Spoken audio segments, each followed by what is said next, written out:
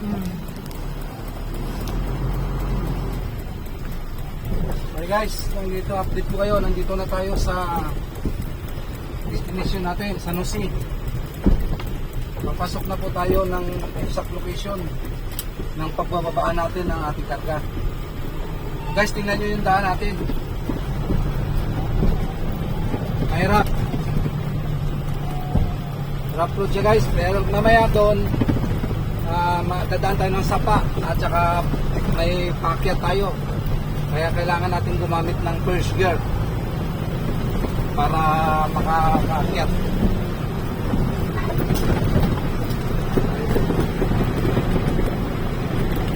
Medyo mahirap po daan, pero iwan na lang kay Lord.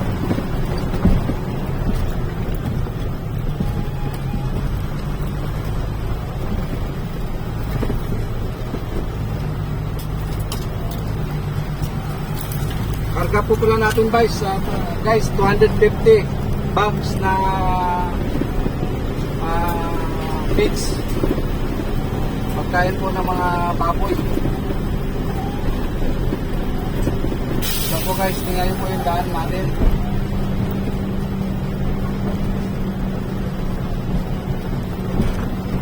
Mga 2 kilometro pa bago tayo sa exact destination natin.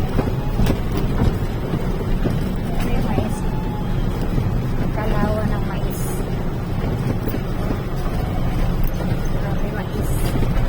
Para baka hindi alam ng lahat kung bakit sa dulo ng walang mga pamahay ang paghatiran natin. Yun po kasi guys ang ang inquire sa na magtayo ng farm sa malayo sa mga bahay. Kasi yung amoy tsaka yung langaw, para hindi ka mabikisyon, kailangan malayo sa mga bahay. Bundok na to guys, actually bundok na to.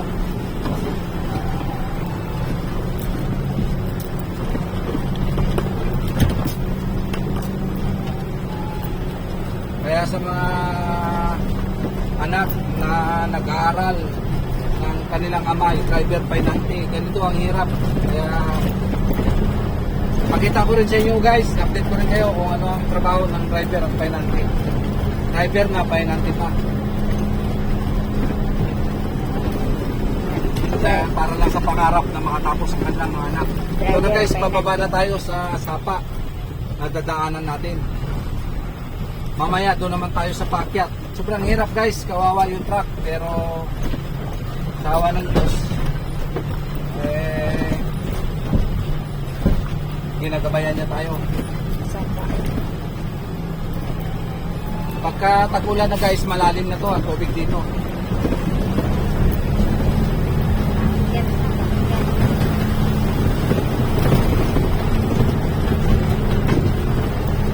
Yan guys, tunog-tunog na yung ng gulong natin.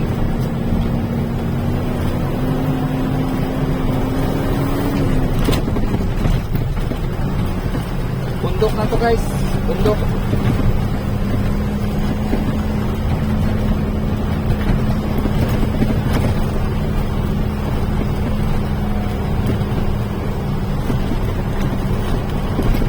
Pag yung truck mo dito mahina lang, mahina yung truck mo rito, hindi ka makakakyat dahil sa hirap ng daan, kargado ka pa. Ang hawak pala natin guys na unit, Isuzu 6-wheeler 10 tons, kaya medyo kaya niyang akyatan. Ito na guys, paano na po tayo sa akyatan, kaya kailangan po natin na mag-release ng ng cambio para hindi tayo mabitin. Guys, nakasigunda ako guys.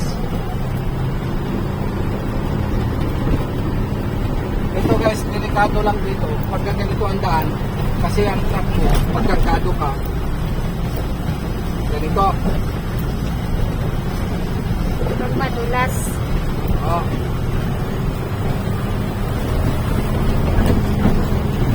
Ano guys, Daan, ang hirap, akyat. Bato-bato guys, malalaki. Kaya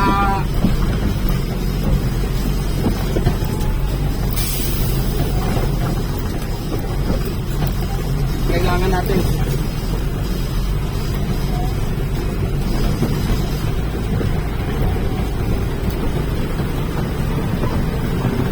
and guys,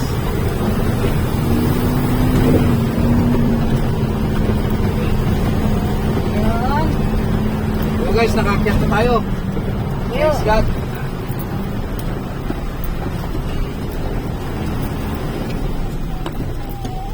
Ayan na guys yung farm na papupunta natin, kung nakikita nyo yun guys. Yan yung destination natin. I-update ko rin kayo guys kung ano bang trabaho ko bilang driver at penalty. Ayan. Mamaya guys, pag actually pag dumating dito sa farm guys, may downtime pa tayo na 1 oras. Papahinga muna. Tapos papahinga muna tayo. Tapos maliligo ang driver para maka ano yung germs, yung mga dala natin ano, mercury, hindi makapasok sa farm. Para sa kalaman na lang ito na guys, ang sahod ko ang biyahe 750. 750 guys. Pero grabe ang hirap bagong accept pang 750 per biyahe. Ang hirap. Allowance mo pa. Ako ang magbababa ng mag-isa ng ano ng 250 bucks na pigs. 750 plus 500. Oh. Oh. Plus 360. Oh, Thank you guys. Yung ano, sa kanya lang yun. Sa kanya na lahat. kaya pala guys, Oh, siya ang gagawa nun. May ano ako, may pinanty ako. Si Mrs. ko, nag-live kasi yung pinanty ko. Si Mrs. kong kasama ko para di naman hindi sayang. Magpagod ka rin naman ng todo, at least para sa'yo na rin mapupunta yung ano, yung sahod ng pinanty. Kasi ganun din. Ito na guys, oh, yung ano, destination natin.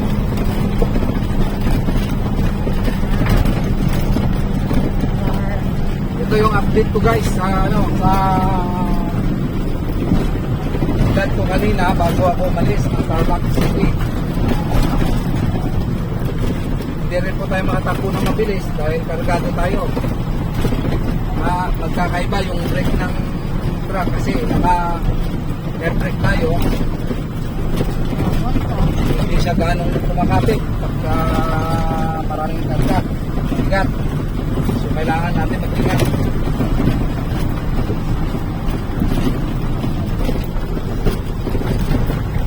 Malulungan lang ako. Ito na guys, oh. Ito na guys. Mamaya ulit guys, i-update ko kayo kung ano ang trabaho ng driver penalty. Kaya para sa mga anak ng kanilang ama ay driver at penalty. Pag pinaparal kayo, mag-aral kayo mabuti dahil hindi nyo alam kung anong hirap ng dinadanas ng magulang nyo. Ang iniisip nyo, maganda ang trabaho ng magulang nyo dahil driver lang, manubila lang. Una, hindi nyo lang alam na delay na palagi ang aming pagkain. Hindi namin alam kung makakauwi pa kami sa inyo dahil sa trabaho namin. Pangalawa, akala nyo manubila lang ang trabaho ng driver. Makikita nyo mamaya pagka dumating tayo doon sa loob. I-update ko kayo kung ano ang trabaho talaga ng driver at penalty. Pag nakita nyo mga anak na trabaho ng ama nyo ang driver penalty, baka maluha kayo. Sige guys, bye bye, nandito na tayo.